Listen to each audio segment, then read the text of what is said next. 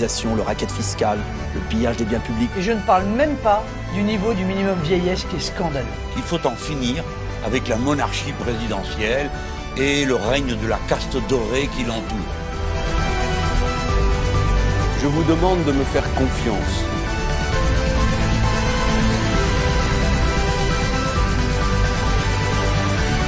Alors le 23 avril, votez pour remettre la France en marche.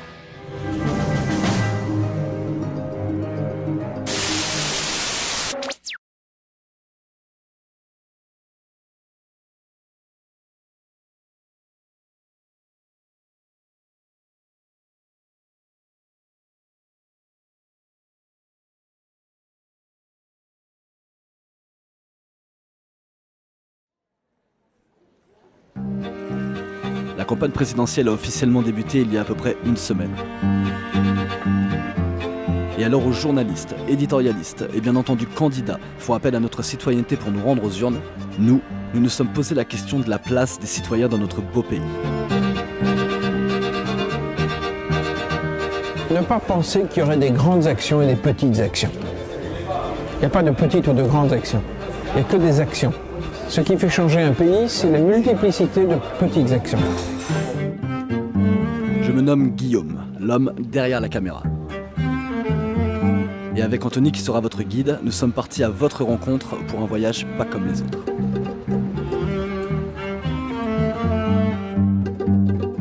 C'est pas le tous pourri, hein. C'est pas ça du tout.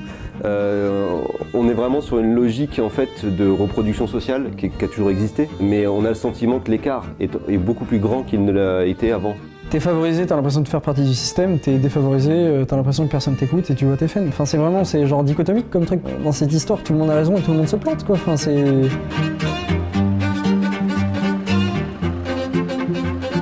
Et on n'a pas besoin de gens à Paris pour nous donner des leçons. S'ils veulent nous donner des leçons, ils n'ont qu'à venir dans les terrains, chez nous, et nous faire voir comment on fait pour travailler les terrains. Voilà, qu'ils viennent nous donner des leçons, on verra après.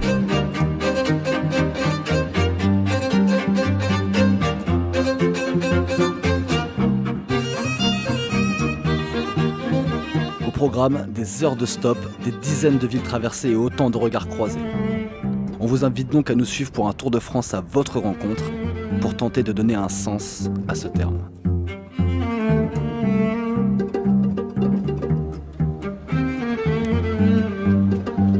Il nous fallait donc un point de départ.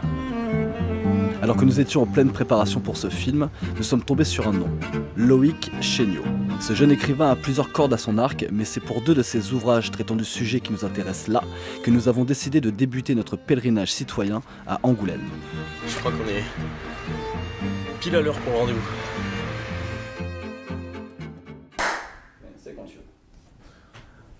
Merci Loïc Chéniaud de nous recevoir ici. On t'a exposé notre projet. Pourquoi tu y as répondu favorablement ? Alors parce que les sujets que vous avez évoqués et sur lesquels on va revenir, je pense, notamment les mouvements citoyens, etc., c'est quelque chose qui m'intéresse, et d'ailleurs dans Faucon Rouge, j'y reviens à de nombreuses reprises, et notamment dans l'article le plus long de ce livre-là. Moi j'ai une question, c'est qu'est-ce que tu penses du rapport qu'entretiennent les citoyens français avec leurs représentants politiques ?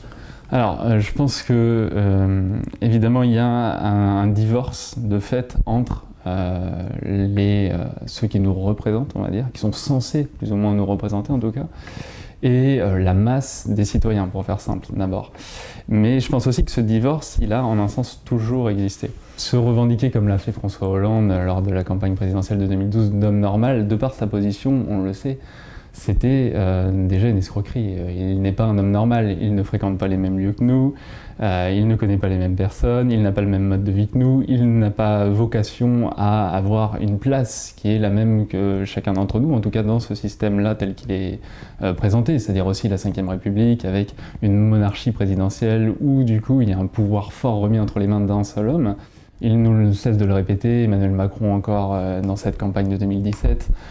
Dans la suite de Gaulle nous disent la campagne présidentielle c'est la rencontre d'un homme avec une population, etc. Ce qui fait que déjà de fait il se place à distance vis-à-vis du peuple. Il y aurait d'un côté le peuple et de l'autre les représentants.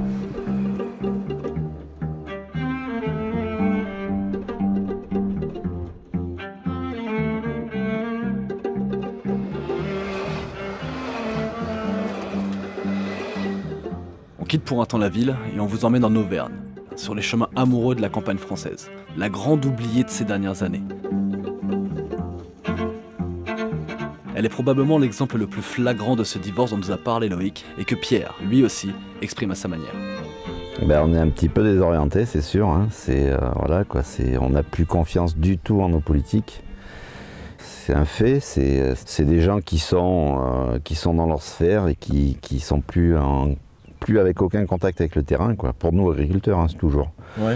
Après, il n'y en a pas un seul qui a vraiment des idées qui correspondent aux réalités du terrain. C'est pas les idées, c'est qu'ils viennent plus, ils viennent plus voir ce qui se passe, quoi, dans la France. Ils sont tous dans leur petite bulle et voilà, quoi. Ils se rendent pas compte du travail qu'on fait tous les jours et des contraintes qui nous mettent à chaque fois et sans venir voir ce que ça occasionne sur les exploitations, quoi. Donc bon, c'est un peu compliqué, quoi. Moi je veux pas remettre en cause la Ve République. Pour moi, voilà, c'est les hommes qui ont été mis à la tête, qui n'ont pas su la faire évoluer, cette Ve République, c'est tout.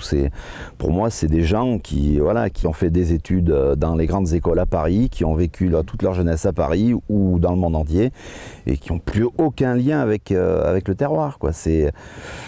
Alors à moi un effet citoyen peut-être que, mais qui va tenir les rênes, quoi. Pour moi c'est la personne voilà, c'est quelqu'un qui est vraiment de l'honnêteté tout simplement et un franc-parler, quoi, et qui nous promette pas des choses, des monts et merveilles, et quand il est au pouvoir, et ben il n'y a plus rien qui se passe parce que il a des collègues qui sont avec lui, qui créent des lois, qui sont députés, c'est des collègues, des copains, il faut mettre le copain du copain.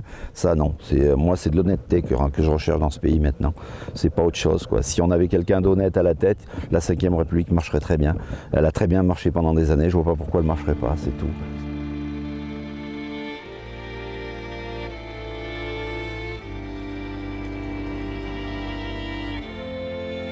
Les citoyens ne semblent plus cautionner un système qui légitime en y participant également. Ils l'ont choisi, cette forme de démocratie également. C'est un petit peu contradictoire. Alors je sais pas s'ils ont choisi cette forme de démocratie, moi je dirais pas ça. On entend souvent aussi dire, par exemple, il y a énormément de gens qui sont morts pour le droit de vote, etc. La majorité des historiens vous diront qu'on ne trouve pas trace de ces morts pour avoir accédé au droit de vote et donc à ce système démocratique et représentatif. Ce qu'on constate plutôt, c'est qu'il y a eu un fort pouvoir de la réaction, les réactionnaires, etc., qui à un moment, au lieu d'en revenir à la monarchie, ce qui était leur credo d'origine, ont décidé plutôt de passer par le gouvernement représentatif. Et on voit déjà ça aussi avec la forme de plébiscite qu'on retrouve dans le Premier Empire et dans le Second Empire, et où en fait on sait très bien que, et c'est ce que disait Tocqueville, les gens voteront comme on leur dira. Et en fait, tout d'un coup, ils voient qu'ils ont un moyen de légitimer leur pouvoir en leur faisant accepter ce qu'ils ont déjà décidé. Donc en fait, le gouvernement représentatif a jusqu'alors été surtout un outil de légitimisation pour un pouvoir où finalement on ne nous a pas vraiment laissé le choix. Oh là, doucement Loïc. Il s'agit de ne pas effrayer les gens, on en est qu'au début du film. C'est vrai que c'est pas vraiment ce qu'on pourrait appeler un discours politiquement correct, mais objectivement, en interrogeant les murs et lampadaires français, on est bien obligé de constater que tous ne se sentent pas représentés.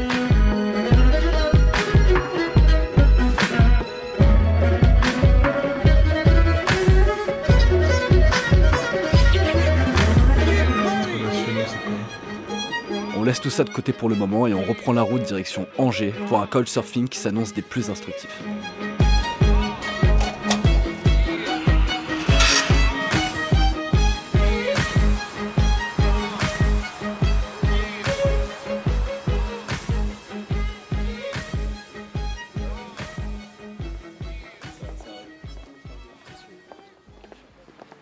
Alors moi du coup je suis étudiant sur Angers, je suis étudiant en 2e année de médecine. À côté de ça, je fais de la musique, je fais du sport. On a désir dans cet appartement en gros de rencontrer des gens et c'est pour ça qu'on s'est inscrit aussi sur le couchsurfing parce que je suis pas tout seul, je suis en colocation aussi avec différents amis. Et du coup on connaissait pas votre projet en fait quand vous êtes arrivé, mais le fait de rencontrer des gens en fait ça nous intéressait. Et, c'est pour ça que du coup on vous accueille avec plaisir. T'as vu par rapport au projet, ce qu'on fait un petit peu, tu vois. Donc l'idée, c'est un peu de prendre le pouls, en fait, des gens sur leur sensibilité par rapport à ce que tu penses de la politique actuellement. Donc c'est les présidentielles dans 1 mois, je crois. Il y a beaucoup de questions qui se posent autour de ça. Il y a tous les médias qui disent que c'est le grand événement démocratique. Tous les politiques, ça y est, vous allez enfin pouvoir voter, décider de l'avenir du pays. C'est évidemment important de décider qui va te représenter et tout. Mais là, on arrive en fait dans des périodes assez clutch où on est dans des périodes d'instabilité sur pas mal de points, et ça remet un peu en cause en fait cet idéal de société. C'est devenu de la politique un peu people en fait. C'est à qui plaira le plus aux Français, sans vraiment qu'il y ait quoi que ce soit derrière en fait. C'est vraiment il y a un problème avec la politique à ce niveau-là. Il n'y en a plus aucun qui a des convictions, c'est des girouettes. À l'image d'Emmanuel Macron, le mec, il était au top dans les sondages, genre tout le monde l'aimait, ça allait être le grand gagnant de l'élection présidentielle. On ne savait pas ce qu'il proposait. On n'est pas dans un système démocratique parce qu'il y a trop d'influence extérieure pour que les gens aient un avis neutre. Influence extérieure, c'est-à-dire les médias, par exemple. Amnesty International classe les médias français hyper bas dans le classement mondial. Faut savoir que 95% des médias sont détenus par 7 milliardaires. C'est-à-dire que l'information, elle est orientée. Et ça a beau être des médias de gauche ou des médias de droite, ça a beau être l'Obs, ça a beau être Télérama, ça a beau être Libération, ça a beau être Le Figaro, ils disent « Oui, il y a une variété de l'information parce qu'on ne le traite pas de la même façon. » Oui, d'accord, mais vous traitez toujours la même information. Parce que les médias, ils sont détenus par des personnes qui s'entretiennent dans le système. Le CAC 40, il a gagné encore je ne sais plus combien de milliards d'euros de dividendes cette année. Je veux dire, c'est pas qu'il n'y a pas de sous, c'est que les sous, ils sont pas entre les bonnes mains en fait. On est dans un système qui s'auto-entretient, les gens qui ont les sous décident de l'économie parce qu'ils ont des rapports avec la politique, décident de ce qui transparaît dans les médias parce qu'ils ont des rapports avec les médias, et du coup on est dans une espèce de spirale qui s'auto-entretient du début jusqu'à la fin. Et nous là-dedans on nous dit ouais, vous êtes en démocratie, vous pouvez choisir, mais merci, on a le choix entre Macron, Fillon et Le Pen, enfin je veux dire pour qui on vote quoi. Allez, c'est parti. À ce moment précis, certains d'entre vous doivent se dire encore la bonne vieille théorie du complot. C'était inévitable. Quand on aborde le lien entre politique et citoyen, on ne peut pas esquiver la question des médias.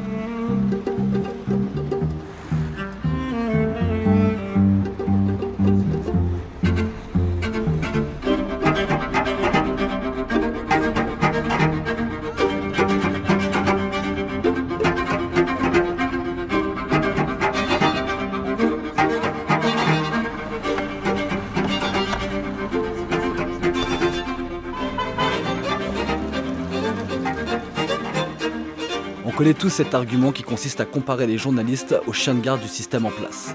Pour aborder cette question, il nous fallait donc être prudent, mais surtout crédible.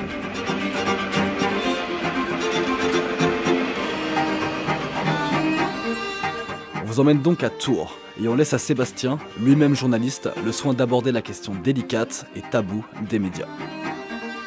Sébastien, moi Juliette. C'est la baudruche. Oh, nickel. C'est laquelle de porte? La blanche. C'est celle-là, là. Ouais, je t'ai dit tout à l'heure. Ça roule.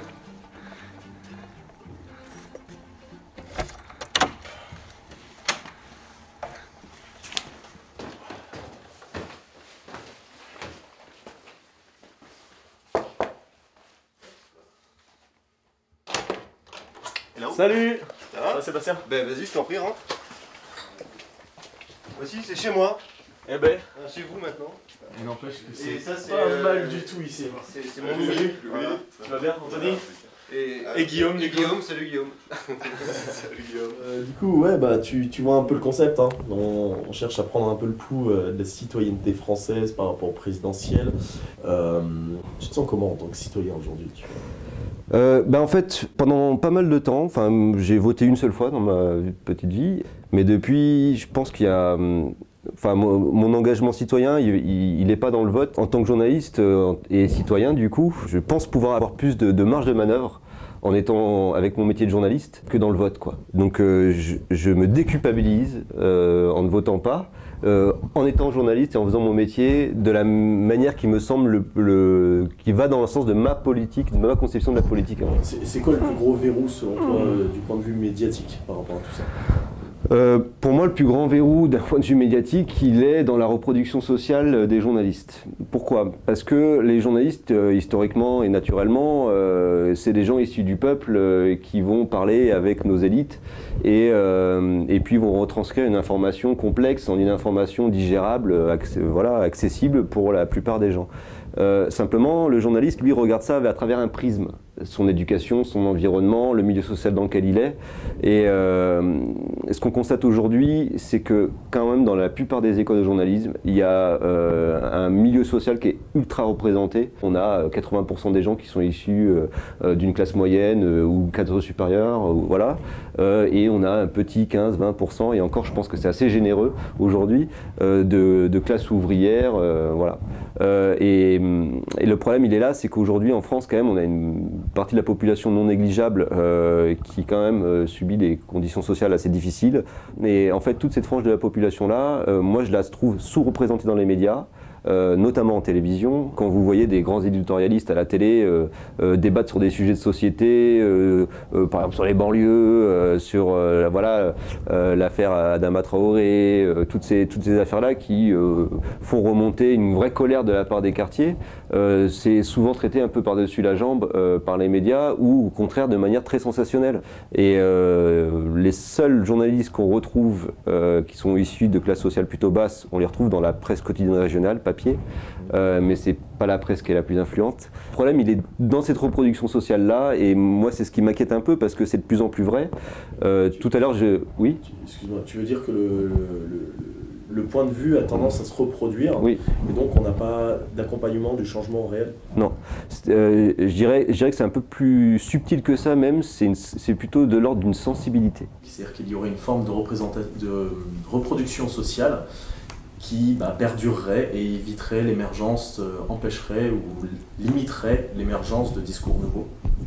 Alors si, tout à fait, et je pense que c'est l'un des sujets centraux sur lesquels j'ai pu m'exprimer aussi, encore une fois dans Faucon Rouge et dans les vidéos. C'est d'ailleurs aussi ce qu'on appelle, parce que maintenant on parle de ça à tort et à travers sans trop savoir ce qu'il y a derrière, mais c'est ce qu'on appelle aux origines l'idéologie dominante.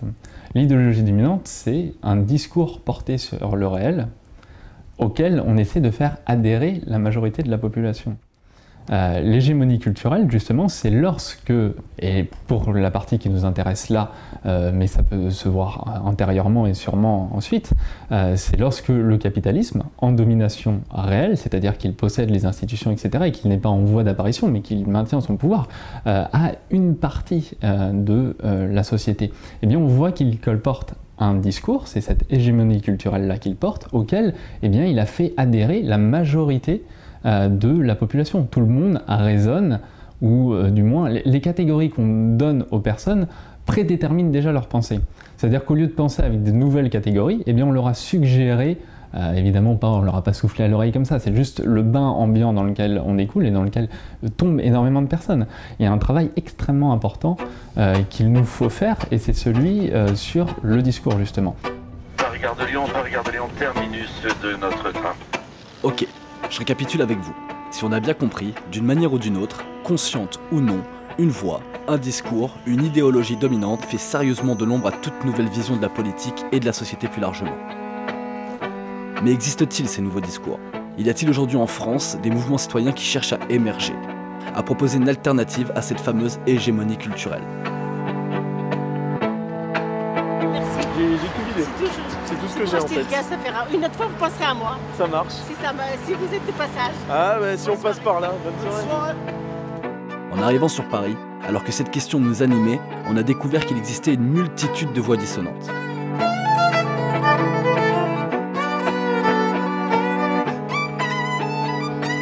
Avant d'aller plus loin, je vous propose un petit détour par le parc Monceau. Si je vous parle de mouvement citoyen, qu'est-ce que ça vous évoque? Bah, c'est un truc un peu vague, genre.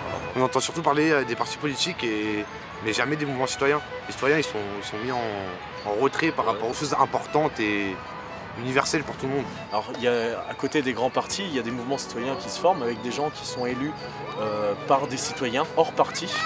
Est-ce que vous avez déjà entendu parler de ça? Bleu, blanc, zèbre, citoyen 1. Bah, ça peut permettre aux citoyens de se réapproprier un rôle dans notre démocratie aujourd'hui. Il faut que ça soit un gros mouvement général. Ouais, un gros mouvement général et pour que ça arrive.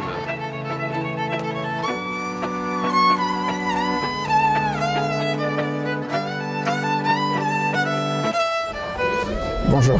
Bonjour, vous allez bien? Oui. Du coup, bonjour Alexandre Jardin. On vient essentiellement dans une démarche qui vise à mieux comprendre en fait les mouvements citoyens. Donc du coup, en premier lieu, ce que je vais faire, c'est faire appel plutôt à l'expert. Il y a plein de sortes de mouvements citoyens.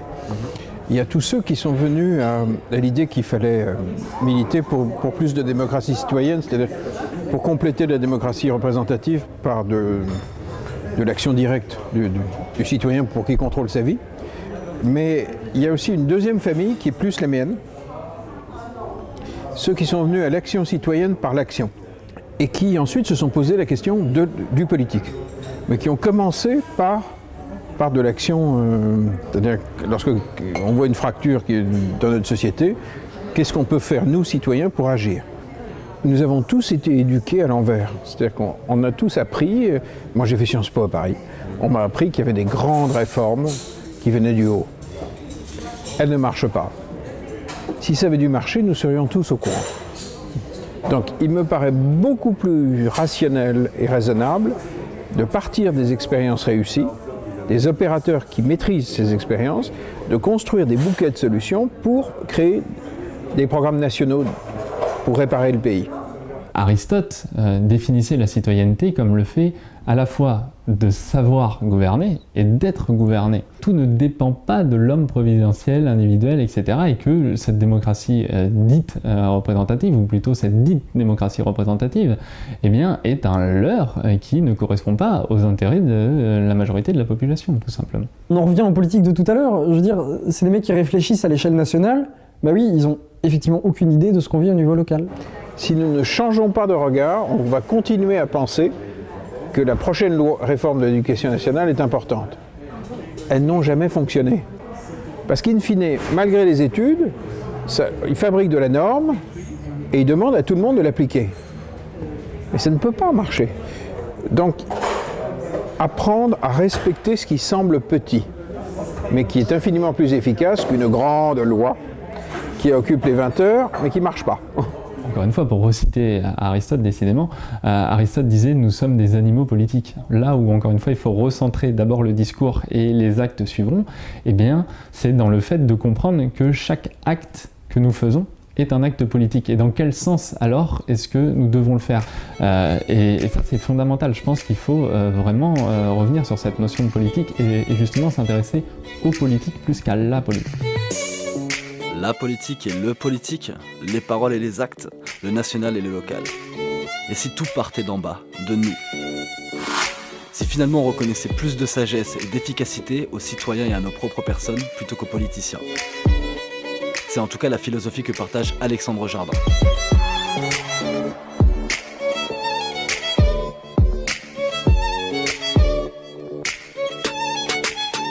Et cela se concrétise par de nombreuses initiatives, comme ici à Rennes, qui tentent de redonner du sens à ce concept de citoyenneté.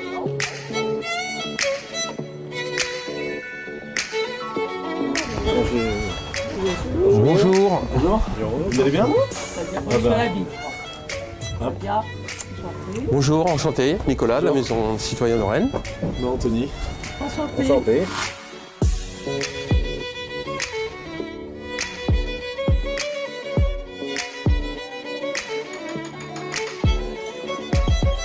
Quelle est votre vision de la citoyenneté? Alors, la vision de la citoyenneté, c'est de se dire aujourd'hui que chacun peut faire. Voilà. C'est de participer dans sa cité et de participer à la manière dont on a envie de participer en fait. C'est-à-dire qu'il n'y a pas de charte dans tout ça, dans sa participation. Il y a des actes citoyens, de toute façon, mais c'est surtout de se dire autant se prendre en considération et autant avoir cette conscience d'action. Les cafés citoyens, c'est souvent sur 2 axes. C'est les coups de projecteur qu'on a l'habitude de mettre sur les faiseux. Voilà. Les actions des maisons des citoyens qui naissent, et ces actions sont nées grâce aux citoyens qui participent au café citoyen. Sur Rennes, par exemple, là, ce sont les citoyens, c'est la maison qui a décidé. On a décidé de redynamiser un peu le repas suspendu, le café suspendu. Donc ça, voilà, donc le café suspendu, c'est un mode de consommation qui prône la générosité, le vivre ensemble, etc. C'est concrètement, vous voyez, là on est dans un bar. Demain, vous pouvez commander un café pour vous et un deuxième qui sera mis en attente, qui sera redistribué ensuite à un étudiant, quelqu'un qui sera dans le besoin. Donc là, on est en train de créer, vous voyez, par exemple sur Rennes, tout un réseau de commerçants partenaires. Oui. Voilà. Et quand on parlait de baume au cœur tout à l'heure, c'est réellement ça. C'est qu'on se dit, voilà, il y a aussi des commerçants qui franchissent ce pas-là. Et je me dis, si cette conscience de citoyenneté est vraiment prise en considération, je pense qu'on peut réussir à faire de belles choses. Voilà, c'est pas utopiste loin de là, mais je me dis, soit on est réveillé, soit on a envie d'être réveillé, et qu'il y a des personnes qui, grâce à des maisons, des citoyens, grâce à des mouvements, incitent à ce réveil. Quand on a lancé il y a 6 mois les maisons des citoyens, il n'y avait rien. Et on a lancé ça, on partait de zéro. Et là, aujourd'hui, il y a 210 maisons des citoyens qui ont vu le jour, et en n'ayant aucune implantation politique locale. C'est une vague incroyable. Et on s'est retrouvé avec des millions de gens sur les réseaux, en relativement peu de temps. Donc, il faut qu'on prenne conscience qu'on vient de vivre quelque chose d'ahurissant. Et justement, on en vient à la notion de mouvement. Un mouvement, c'est quoi? C'est un élan. Mais est-ce que c'est un mouvement du coup qui est volontaire ou non? Il faut se poser la question. Et donc il ne faut pas tomber dans l'agitation. Et je fais la distinction entre l'agitation politique et l'action politique. L'action politique, c'est quelque chose qui est développé à partir d'une volonté justement, c'est-à-dire d'un discours. À côté de ça, il y a des agitations politiques. Sauf que l'agitation politique, elle est dirigée, elle est gouvernée par quoi? Parfois par des instincts, simplement. La différence entre la révolte et la révolution, ça se pose justement dans le fait que la révolution est quelque chose de réfléchi, d'organisé. D'organisé en fonction de l'histoire, en fonction des dynamiques historiques. C'est-à-dire ce que nous présente l'histoire, les rapports de force qui sont en présence, les différentes crises politiques, économiques, les crises de sens que l'on constate, comment se placer vis-à-vis d'elles. Et quelque part, les mouvements citoyens dont on peut parler, etc., sont davantage l'expression de ce rapport de force qui s'instaure petit à petit et qui, quelque part, en un sens nous dépasse aussi, plus que l'émergence de quelque chose qui va faire naître ce rapport de force déjà existant. Salut, c'est Anthony Guillaume. Ça va? Ouais. Tu peux nous ouvrir, on est en bas?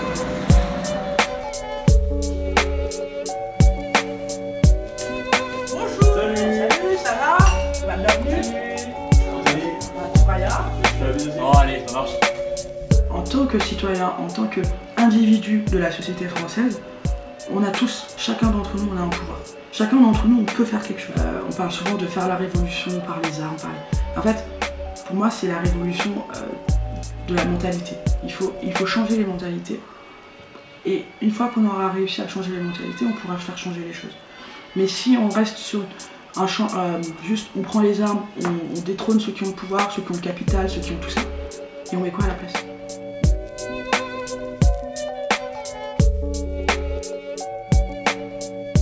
Merci Maya, merci pour cette nuit en couchsurfing et merci de nous permettre d'aller un petit peu plus loin dans ce film.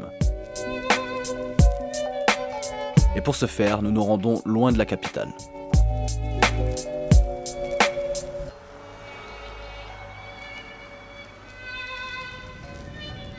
Après plusieurs heures de route, sillonnant les collines et longeant les falaises de la Drôme, après des modes de transport aussi variés que confortables, nous sommes arrivés dans un petit village du nom de Saillant. Ici aussi, le renouveau est en marche, mais pas vraiment la marche d'Emmanuel Macron. Il s'agit de permettre aux citoyens de s'impliquer directement dans les décisions et la politique de leur mairie.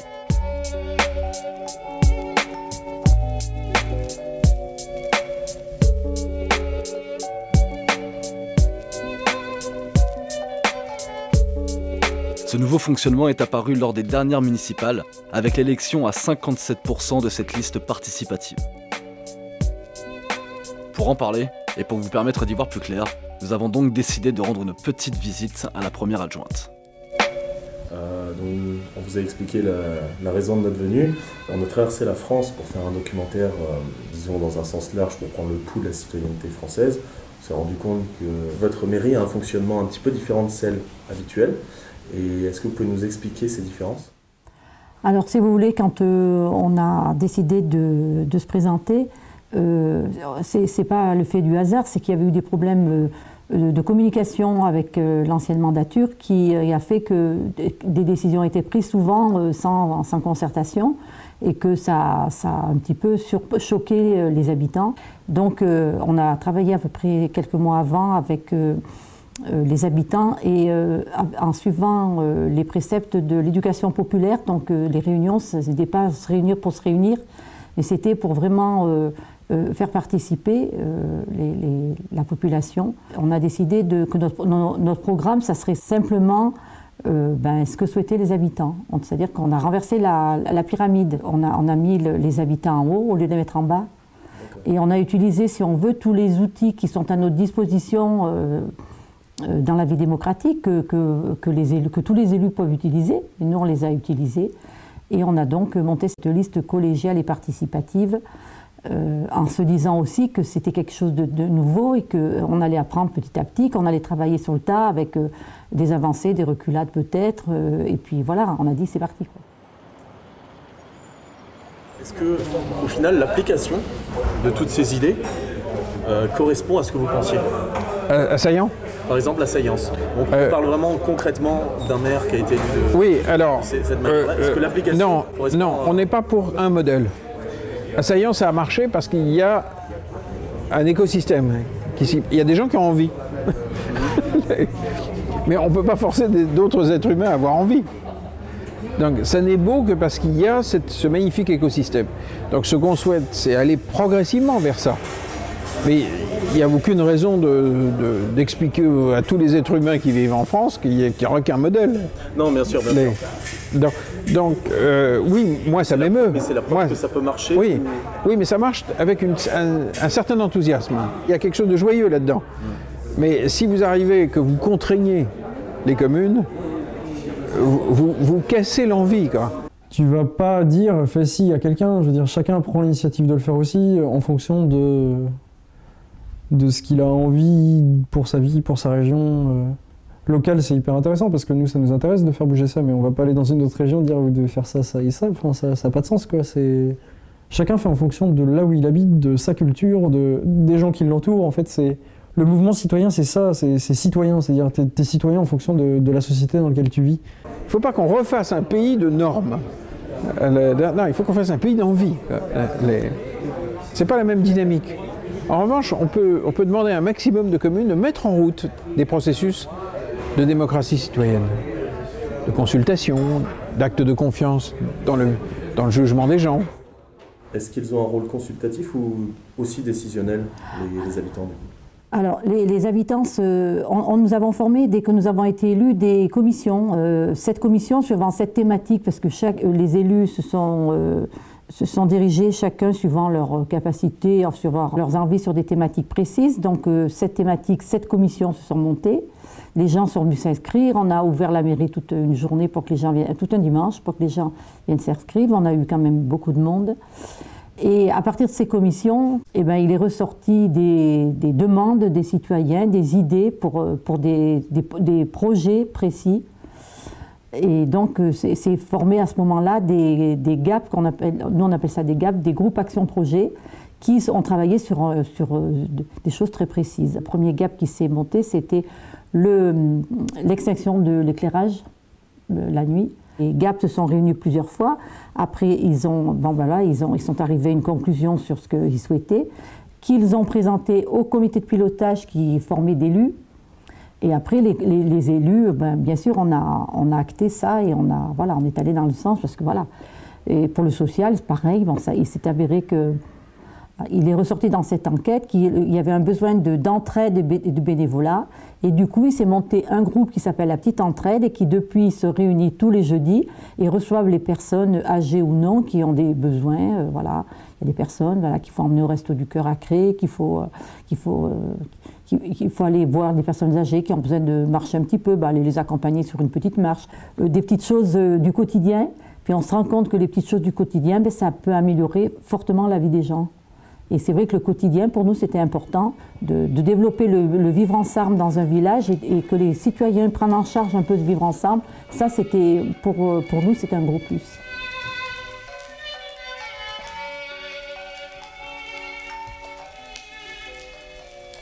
Est-ce que tu as remarqué des changements depuis que le système participatif a été mis en place à la mairie? Donc pour moi, c'est plus dans la continuité qu'un changement. Il y a beaucoup d'associations dans le village, les gens s'impliquent déjà beaucoup et du coup ça paraît plus dans la ligne de conduite de s'investir plus dans les décisions officielles et de la mairie. Et moi j'aime bien.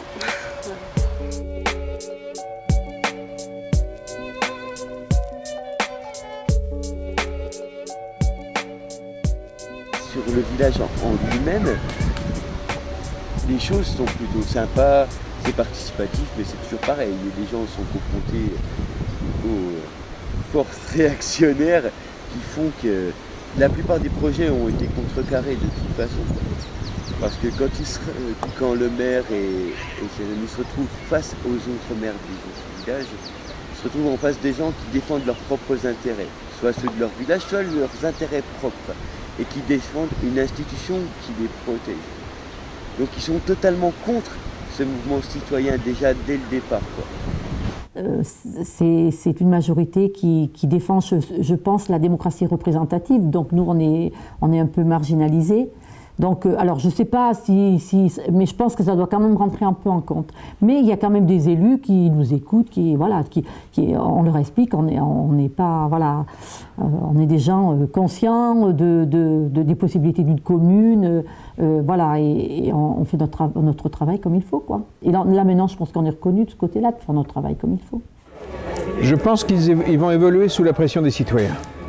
Et que si on continue à s'affirmer, à être de plus en plus nombreux, à participer à cette révolution souriante, bienveillante, ils vont s'adapter. Ce sont des éponges, ce sont des machines à recycler.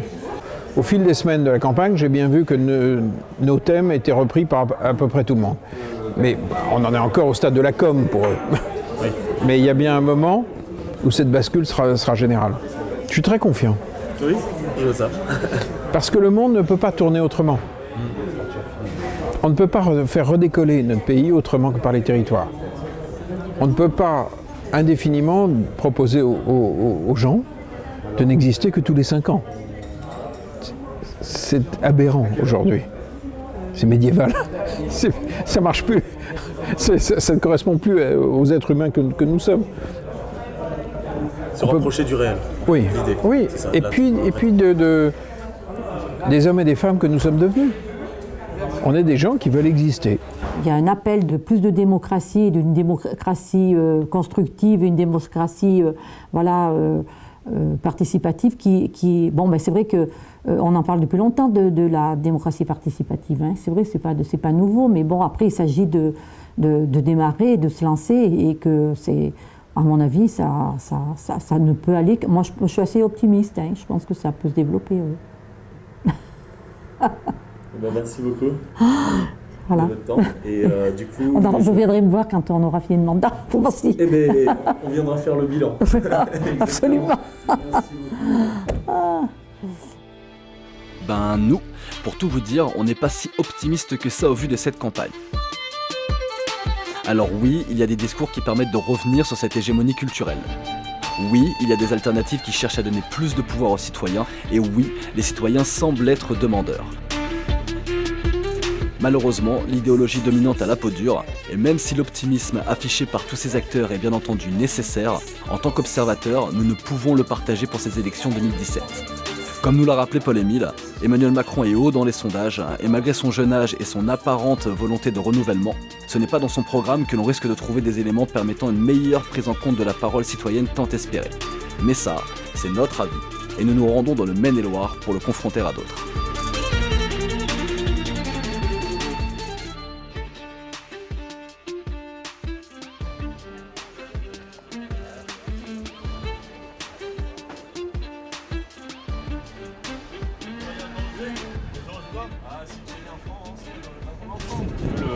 Ouais, mon bouquin. Le tract de Macron là. Ouais. Et alors ? Pour l'instant, je sais pas, ils sont tous, sont tous pareils. Ils veulent tous de l'argent. Tout le monde tire de l'argent. Mais le pauvre, il veut de l'argent, il n'arrive pas à avoir de l'argent.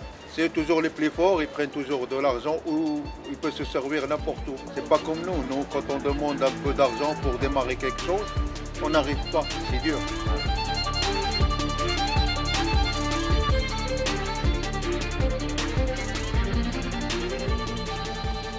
Dessus.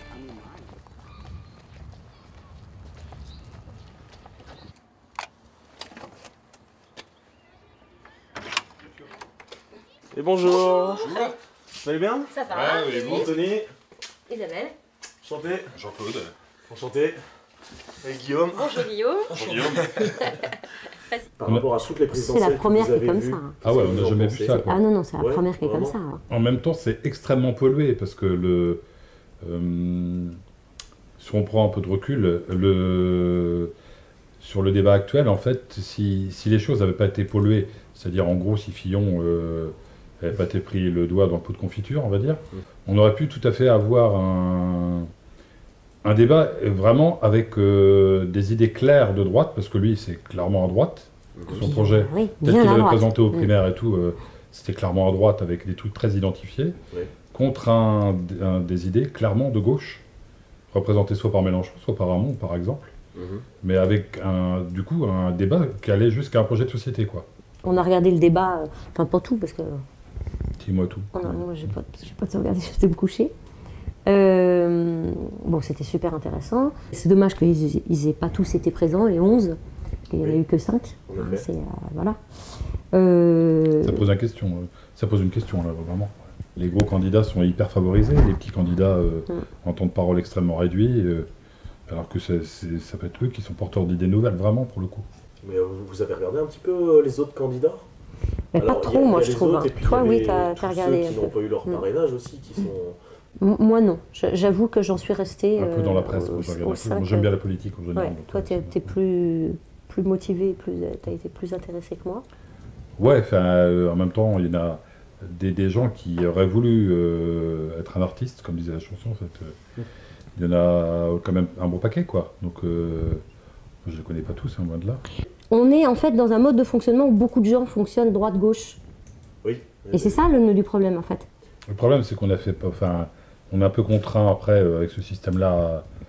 Enfin, on n'est pas contraint, on se contraint soi-même, hein, c'est même pas qu'on est contraint, à voter contre un candidat qu'on ne veut pas voir, quoi, à la limite. Oui.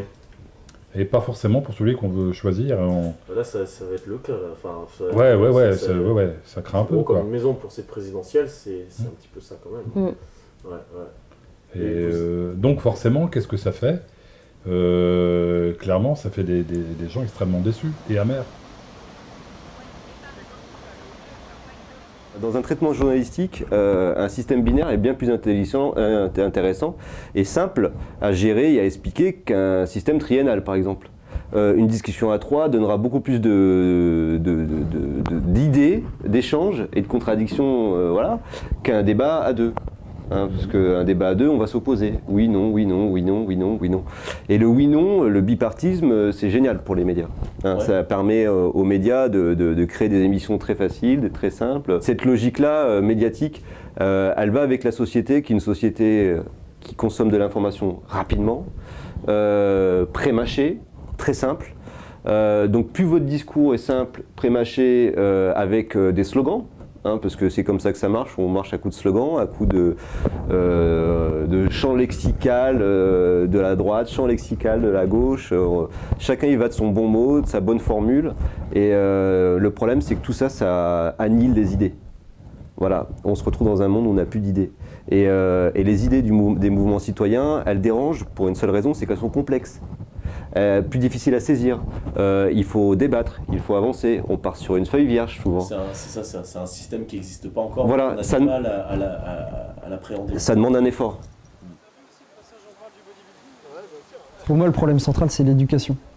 C'est l'école, dans la 5e République, elle forme des bons travailleurs. Elle ne forme pas des personnes à réfléchir. Et ça, pour moi, c'est genre vraiment le problème, mais complètement central en France. C'est la capacité des gens à la sortie de l'école à réfléchir par eux-mêmes. Et je parle pas des... Enfin, je parle de tout le monde, hein, tout le monde à l'école, hein, du BTS jusqu'au BTS jusqu'au bac S, de tout ce que tu veux, d'éviter le collège, l'école primaire. À aucun moment on t'apprend à réfléchir par toi-même. C'est hyper dérangeant. Moi, j'ai eu un prof, enfin, j'ai pas eu un prof de philo en terminale. Mon frangin a eu un prof de philo en terminale qui racontait des bobards, mais absolument énormes devant les élèves.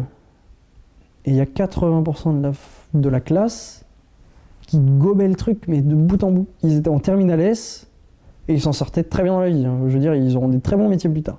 On en arrive, t'as 18 ans et un adulte te raconte quelque chose et toi, tu gobes ça tout cru. Bah, ça pose la question de toute ta vie citoyenne derrière. Le mec, il arrive, il te raconte enfin, je sais pas, genre des montagnes en mode je ferai ça, je ferai ça, je ferai ça. Oh, c'est génial, moi je le crois, je vote pour lui. On sort de 400 ans de verticalité. On a été habitué pour résoudre nos problèmes à nous tourner vers le haut. Papa, maman, sauve-moi. Ce changement culturel, on l'accompagne, on l'accélère, mais c'est un véritable changement culturel. Est-ce qu'on va devenir des citoyens, c'est-à-dire des acteurs, ou est-ce qu'on reste des sujets?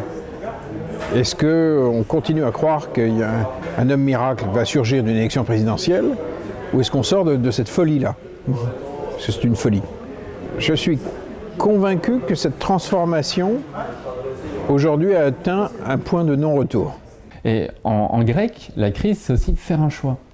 Donc c'est un moment déterminant où il va falloir faire un choix. Et en fait, les conditions matérielles, la crise, va nous pousser à faire ces choix. Donc on a, en un sens, à mon avis, pas besoin de dynamiser ce choix-là. Il va nécessairement avoir lieu. Là où ça peut être trompeur, c'est qu'encore une fois, en dehors des mouvements citoyens qui ont une intuition bonne, il y a évidemment des gens, des personnes, des groupes qui vont essayer de s'accaparer. C'est notamment ce qu'on appelle les troisièmes voies, etc. qui, à un moment où eh bien, il y a des contradictions trop fortes, et c'est pour ça que la période est tragique, ça c'est important aussi, c'est qu'on est dans une période tragique. Le tragique, c'est quoi? C'est la rencontre de deux contradictions de force égales. Hein, on le voit notamment d'un point de vue littéraire dans les dilemmes cornéliens, etc. C'est pour ça qu'il y a du tragique, c'est parce que les choix sont aussi lourds. Sauf que là, en fait, c'est des mutations historiques tellement importantes qui entrent en contradiction, et ces contradictions sont a priori de force égale. De là émerge quoi? Soit émerge une compréhension de ce moment-là qui nous permet de dépasser autre chose, soit eh bien, une sorte de troisième voie plus ou moins fascisante qui nous propose une pseudo-alternative dans ce monde-là. Et donc je pense que c'est pour ça qu'il y a quelque chose à raccorder d'essentiel entre les mouvements citoyens et le discours. Ces mouvements-là sont positifs à mon sens, néanmoins ils doivent se rallier à un discours de plus porteur et éviter de tomber dans certains pièges qui justement les condamnent par avance. Et l'alliance du discours et de ces mouvements-là permettra probablement une meilleure compréhension de la situation et donc un dépassement de cette situation. En attendant, ce dernier tour de la présidentielle, on doit bien se l'avouer, ne brille pas par son suspense. Et pour être honnête avec vous, on a même eu l'impression d'assister à un match de boxe truqué.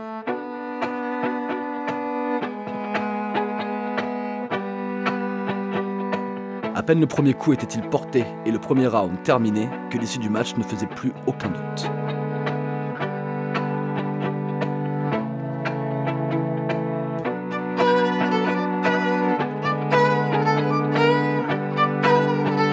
Même si c'est le système représentatif, ignorant l'abstention et les votes blancs qui est aujourd'hui à l'œuvre, nous sommes avant toute chose une démocratie. Et notre nouveau président devra se rappeler que malgré les apparences, il est le plus mal élu de la 5e République. Alors, s'il lui prend l'envie d'étouffer la voix des citoyens, d'où qu'elle vienne, qu'il se rappelle sa relative légitimité et qu'il n'oublie jamais qu'en France, la révolution citoyenne est en marche. À 39 ans, le plus jeune président de la République. C'est un moment effectivement assez solennel de cet homme, aujourd'hui, seul dans cette cour. Un moment que vous vivez en direct sur France 2.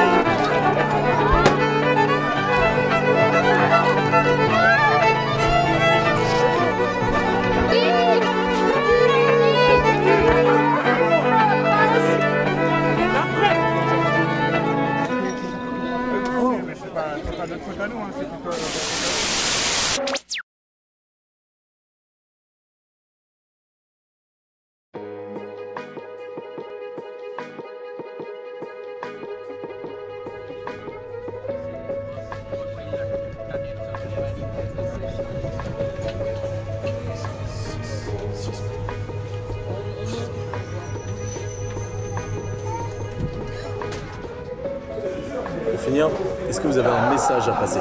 Oui. Au final, il y a tout, je pense. Oui, le problème c'est vous. C'est pas les politiques. Est-ce que vous vous faites confiance? Est-ce que vous avez de l'estime pour vos propres idées, pour vos propres actions?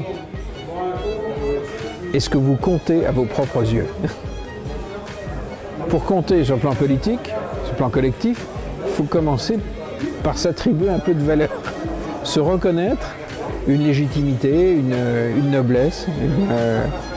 Donc, tant qu'on reste dans la croyance qu'il y aurait des politiques quelque part, qu'il y aurait des solutions, et qui, eux, auraient l'intelligence des choses, on n'en sortira jamais. Il faut vraiment s'approprier un minimum d'estime de soi. Et agir, commencer à agir. Oui, et passer à l'acte, tout de suite. Se rapprocher des maisons des citoyens. Oui, allez hop, au boulot.